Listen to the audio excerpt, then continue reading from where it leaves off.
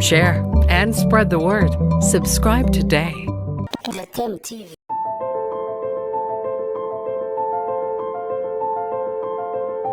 Really comment on that element of the story right now. But victims in a plane crash in Russia yesterday. Saying that the cabinet is waiting on legal advice. Hari inkuru ikomeye ibyutse ivugwa ku isi muri rusange ni y'urupfu rw'uwari umuyobozi w'umutwe w'abacanshuro wa Wagner cyangwa Wagner waguye mu mpanuka y'indege yabereye mu Burusiya. Byanahuriranye nuko Uburusiya ari kimwe mu bihugu biri gutanga amakuru cyane kubw'intambara burimo burwana n'igihugu cya Ukraine yatangiye mu mwaka wa 2022. Uyu wari umuyobozi w'umutwe w'abacanshuro witwa Wagner cyangwa Wagner, Yevgeny Viktorovich Prigozhin, yavuze ku itariki ya mbere z'ukwezi kwa karindwi mu mwaka wa 1961, bikaba bivuga ko yapfuye kuri itariki ya 23 z'ukwezi kwa 8 2023. Yevgeny Viktorovich Prigozhin wari umuyobozi w'umutwe w'abacanshuro wa Wagner yaravugwa ko yaba yaguye mu mpanuka bishingiye ko kuba izina rye rigaragara ku rutonde rw'abagenzi bari muri iyo ndege hamwe n'abandi bantu 9. Yevgeny Prigozhin ni umwe mu bantu 10 bari mu ndege ya sosiyete ya Ambriera yarivuye mu murwa mukuru wa Moscow yerekeza mu mujyi wa St Petersburg.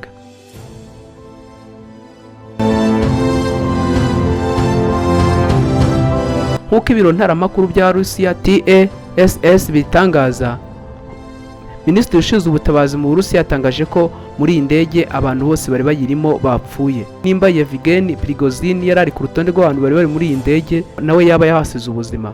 Ibi bibaye nyuma y'amezi 2 gusa abari mu mutwe we ayoboye wa Wagner bivumbuye kuri leta y'u Burusiya bakayitangizaho ibisa nk'ibitero abenshi banise nka kudeta, nubwo nyuma byaje guhagarara ndetse n'umwuka mwiza ukaza kugaragara. Iyi ndege isanzwe itwara abagenzi biyubashye yari ifite abagenzi 7 n'abandi 3 bashinzwe gutwara indege. Indege bivuga ko yaguye mu gace ka Tver kari mu majyaruguru ya Moscow, nanone yerekezaga mu mujyi wa St Petersburg. Mu minsi 2 ishize nibwo uyu mugabo yashyize hanze amashusho ya mbere amugaragaza uhereye muri Kamena ubwo we n'umutwe wa Wagner bivumbuye ku butegetsi bwa Vladimir Putin cyangwa se ubutegetsi bw'i Moscow.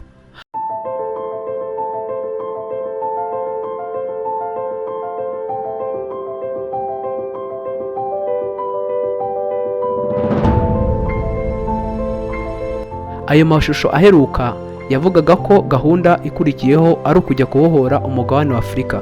Amakuru y'urupfu rw'uyu mugabo aje nyuma y'igihe gito bitangajwe ko Perezida Putin yirukanye General Sergei Slovokin wari umugabo w'ingabo z'Uburusiya zirwanira mu kirere akaba n'inkoramutima ya Yevgeny Prigozhin. Ubundi uretse agatotsi ko mu mezi 2 ashize kari hagati ya Yevgeny Prigozhin na Vladimir Putin, ubundi basanzwe ari inshuti mu bihe bisaga imyaka 33. Putin na Prigozhin bahuye hagana mu mwaka wa 1990. Nk'uko tubikesha ikinyamakuru Russia Media Report kivuga ko umubano wa Prigozhin ndetse na Putin umaze imyaka isaga 33. Batangiye hagana mu mwaka wa 1999 ubwo Prigozhin yari amaze imyaka 9 afungiwe ibya fraude ndetse n'ubujura. Nibwo yahuye na Putin nawe wari minisitiri w'intebe, maze amwinjiza muri perezidanse, ariko aje ashinzwe ibintu byo guteka cyangwa se byo gutegura amafunguro muri perezidanse. Yamugize umuntu we ku giti cye ndetse witaga ku mafunguro n'ibyaga byateguwe. Ibirori bitandukanye byakorwaga mu gihugu cy'u Burusiya by'umwihariko muri perezidanse nk'iminsi mikuru ndetse no kwakira abayobozi bakomeye. Prigozhin yabaga ari ku ruhembe rw'imbere mu byerekeye gutegura amafunguro babaga bari bufate. Binavugwa ko Prigozhin agace avukamo kegereye Petersburg, aka gace ka St Petersburg akaba ari nako gace Vladimir Putin yavukiyemo.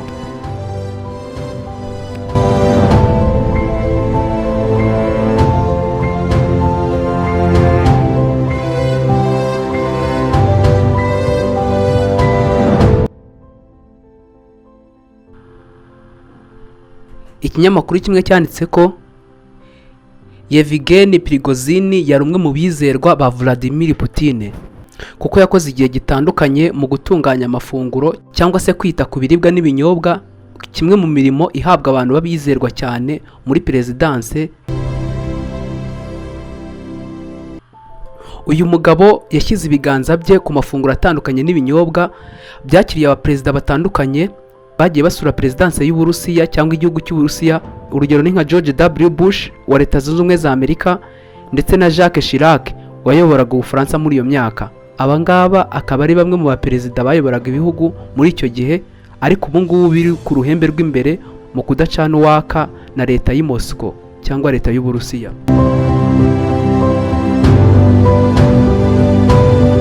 Muri iyo myaka Prigozhin yakomeje kuba umutoni kuri perezidanse y'i Moscow cyangwa se leta y'Uburusiya, biturutse ku mubano mwiza wari hagati ya Prigozhin ndetse na Putin.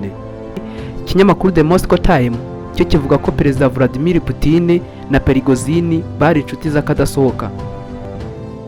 Muri iyo myaka Prigozhin yakomeje gutsindira amasoko atandukanye yo kugaburira ndetse no kugeza ibiribwa mu bigo bitandukanye bifite aho bihuriye n'ibya gisirikare cyangwa se iby'umutekano.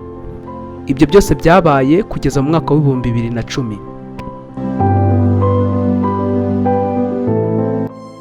Nyuma y'umwaka w'ibihumbi 2010, ahagana mu kwezi kwa 11 mu mwaka w'ibihumbi 2011, Prigozhin yavuye muri perezidanse atangira gukora ku giti cye, maze asa nk'uvuye i Moscow mu murwa mukuru, ajya inyuma yaho atangiza sosiyete yari ihuye n'uruganda ndetse na kampani bitunganya ibyo kurya ndetse n'ibindi biryo bipfunyikwa. Umwaka w'ibihumbi 2014, umwe mu bantu bari bazwi ni Prigozhin. Muri uwo mwaka ahuye n'imbaraga yari afite ndetse n'ubushobozi yari afite, nibwo Yevgeny Viktorovich Prigozhin, uwari usanzwe ari umushefu mwiza mu guteka ndetse no kuyobora ibigo ndetse n'inganda bitunganya ibiribwa, yashinze umutwe w'abasirikare b'abacancuro bigenga WAGNER cyangwa WAGNER.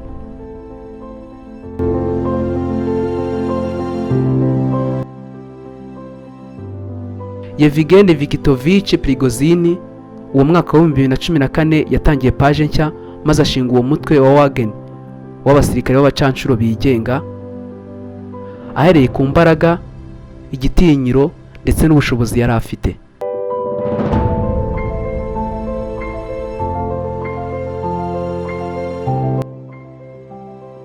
Mu bushakashatsi butandukanye nk'uko tubikesha CNN, bivuga yuko muri iyo myaka ndetse na nyuma yaho Prigozhin yagiye abona ibiraka bitandukanye we n'umutwe w'abacancuro WAGNER. Urugero, byagaragaye yuko yari ari muri Central Africa, aho ni muri Afrika. Sudani naho yaje kuharwana, Libya ya Gaddafi ndetse n'ibyakurikiyeho naho yari ahari. Mozambique mu gace nka Cabo Delgado naho yari ahari. Mali naho yari ahari. Yarwanye iyi ntambara n'ubundi y'Uburusiya buri kurwana na Ukraine. Muri Syria naho yahabonye ibiraka. Yevgeny Viktorovich Prigozhin yakomeje kuzamura izina rye ndetse atangira kuba umwe mu bantu bavugwa cyane kubw'igisirikare cy'abacancuro yarashinze cyitwa WAGNER. Nyuma yo intambara Uburusiya bwashoye kuri Ukraine mu mwaka wa 2022 itangira ndetse ikanzika ikaba intambara y'igihe kirekire, mu mashusho yagaragaye mu kwezi kwa gatanu aho umutwe wa WAGNER wayoborwaga na Yevgeny Prigozhin. Muri uko kwezi kwa gatanu yagaragaye imbere y'umurambo w'umwe mu basirikare ba WAGNER, maze agira n'amagambo atangaje ahavugira. Mu magambo ye yagize ati: "Abana bo baragiye, bari abana b'Uburusiya, baje nk'abakorerabushake bazi ko baharanira amahoro ndetse no kwishira ukizana ku gihugu cyabo." Bisa n'ibitandukanye ariko byari bifite imvugo y'urujijo, kuko Prigozhin ari umwe mu bantu bayoboraga umutwe wa WAGNER kandi ukaba wararwanaga ku ruhande rw'Uburusiya urwanya Ukraine. Uduce dutandukanye Uburusiya bwari bwatangiye bufata harimo imbaraga ikomeye cyane y'umutwe wa WAGNER, ari nawo wariyoborwaga na Prigozhin. Nyuma muri uko kwezi n'ubundi habaye kutumvikana hagati ya Prigozhin, yasaga n'usobanura ko intambara yagabwe kuri Ukraine nta busobanuro yari ifite. Ibi bintu byabaje perezida w'Uburusiya Vladimir Putin, ndetse avuga yuko cyari n'ikibazo gikomeye cyane kuba Prigozhin yari afite imyumvire imeze ityo. Prigozhin nawe utararipfanaga kandi umwe mu bantu b'abahanga mu gukoresha imbuga nkoranyambaga, yahise ashyira ku rukuta rwe amagambo akomeye cyane mu rurimi rw'icyongereza ati deeply mistaken. Ugenekereje mu kinyarwanda wavuga uti ikosa rihambaye. Yongeyeho andi magambo ati we are patriots of our motherland without and they are fighting. Ubigenekereje nabyo ati turi ba bantu bakunda kandi barwanirira igihugu cyacu, ubutaka bwacu, turarwana cyangwa twararwanye kandi nabo bararwana. Iyi mvugo itandukanye ya Prigozhin yanagaragaye ubwo hazaga kwivumbura cyangwa se gutunga urutoki leta y'i Moscow, maze umutwe wa Wagner usa nkaho ugiye ku ruhande rwo kurwanya leta y'i Moscow. Maze mu gace ka Rostov-on-Don umutwe wa Prigozhin Wagner ukozanyaho n'igisirikare bwite cya leta y'Uburusiya. Byaje kuvaho n'imvugo zikomeye yuko Yevgeny Viktorovich Prigozhin ashaka gukorera coup d'etat Perezida Vladimir Putin. Nyuma hashize igihe runaka uwo mugabo atavugwa cyane, ku itariki 23 z'ukwezi kwa gatandatu nibwo byavuzwe yuko perezida wa Belarus, igihugu cy'igituranyi cy'Uburusiya, Alexander Lukashenko yaba ari we wahawe ubuhungiro Yevgeny Prigozhin. Ariko biza kunyobozwa kuko Yevgeny Prigozhin n'ubundi yaje kugaragara mu Burusiya. Icyo gihe runaka cyashize n'ubundi bivuga ko perezida Lukashenko wa Belarus yaba yahaye ubuhungiro Yevgeny Prigozhin. Ntibivugwa neza aho Yevgeny Prigozhin yari ari, ikivugwa nuko yongeye kuboneka mu Burusiya. Nyuma gato umutwe wa Wagner yayoboraga wongeye gusubirana n'Uburusiya, ndetse ibyo bibazo byose birakemuka. Yevgeny Prigozhin binavugwa ko yiyunze na Perezida Vladimir Putin.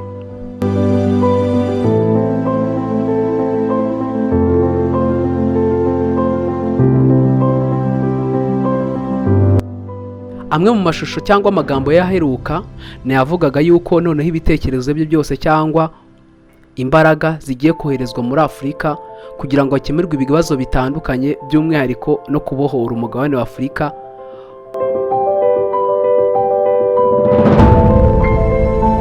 Yevgeny Viktorovich Prigozhin yavutse ku itariki ya 1 z'ukwezi kwa karindwi mu mwaka wa 1961. Bikaba bivugwa ko yapfuye kuri iyi tariki ya 23 z'ukwezi kwa 8 mu mwaka wa 2023. Ni mu mpanuka y'indege yavaga mu murwa mukuru w'Uburusiya Moscow yerekeza mu gace ka St Petersburg. Yevgeny Viktorovich Prigozhin, umugore we ni Lyubov Prigozhin, abana be bari Polina Prigozhin ndetse na Pavela Prigozhin. Uretse umutwe w'abacancuro wa Wagner Group yashinze, yari yarashinze n'ikigo cyitwa Concord Management and Consultants, kikaba ari rutura mu kumenya ibikorwa kuri internet, mu kuvumbura amabanga ndetse n'ibifite aho bihuriye n'ibitero byo kuri murandasi. Mbese kimwe mu bigo bikomeye mu byerekeye ikoranabuhanga mu buryo bwose. Ndi Ishimwe Josue Maripasi, murakoze cyane.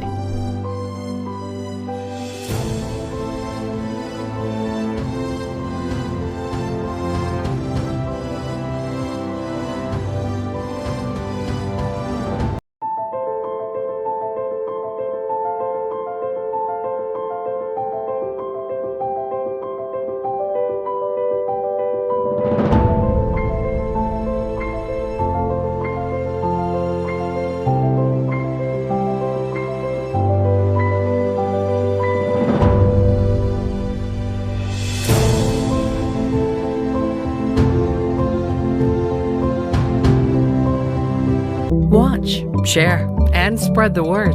Subscribe today.